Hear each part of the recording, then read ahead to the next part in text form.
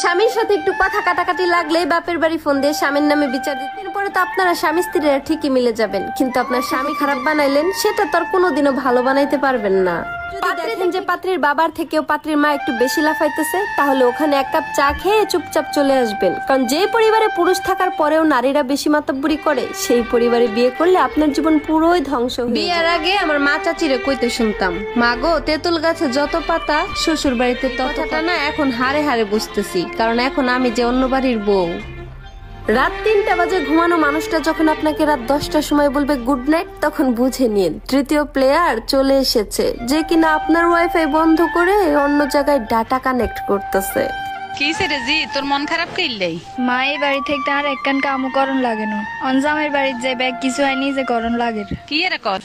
পরিবারে বড় ছেলের কামাইও ভালো লাগে, বড় বউয়ের কাজও ভালো লাগে, শুধুমাত্র ভালো লাগে না বড় ছেলের বউটাকে। কথাটা শুনতে খারাপ লাগলেও এটাই সত্যি।